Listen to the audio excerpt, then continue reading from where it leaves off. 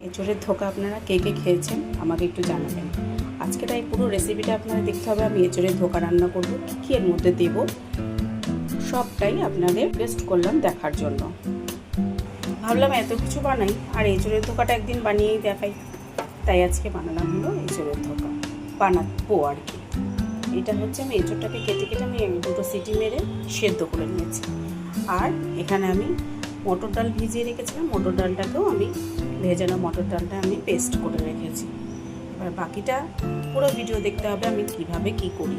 সেদ্ধ করা এঁচোড়টাকে আমি ভালো করে চটকে নিয়েছি। এবার ডালগুলো এর সাথে মিশিয়ে দেবো। এর মধ্যে একটু শুকনো মশলা করে নেবো। একটু 1 চামচ মতো জিরে নিয়েছি, গোটা জিরে, তার হাফ টিস্পুন নিয়েছি আমি ধনে, একটা ছোট তেজপাতা নিয়েছি, 4 এলাচ নিয়েছি, আর একটা শুকনো লঙ্কা নিয়ে নিয়েছি। এগুলোকে আমি একটু শুকনো খোলায় ভেজে নিয়ে পেস্ট করে নেবো।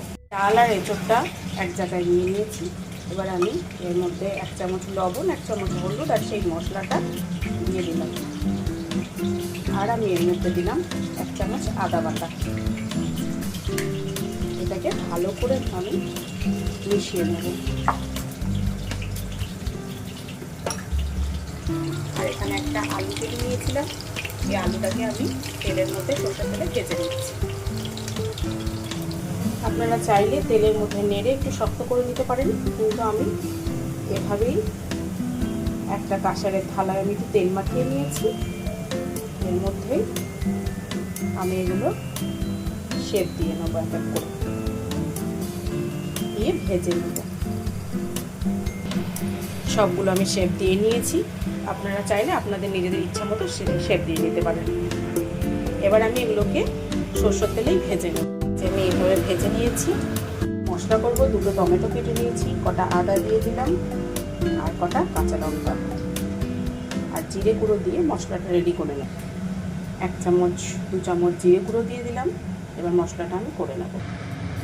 পুরো বড়াগুলো ভাজা হয়ে গেছে।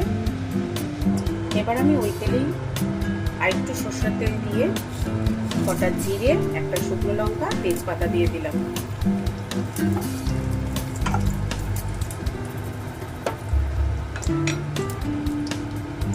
ফোড়নটা একটু নেড়ে চেড়ে দিয়ে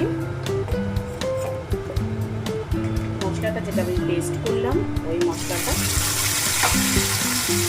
দিয়ে দিলাম। পরিমাণ মতো লবণ, হলুদ আর একটু চিনি দিয়ে আমি মশলাটাকে কষিয়ে নেব। মশলাটা কি সুন্দর তেল ছেড়ে এসছে।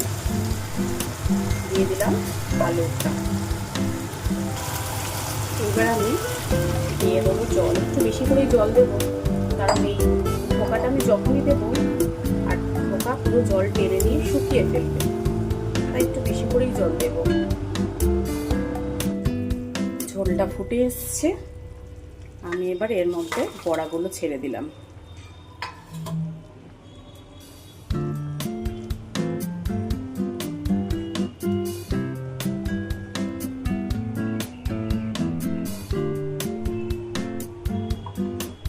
এটা ভালো করে ফুটলে আমি গরম মশলা দেবো, দিয়ে নামিয়ে নেব।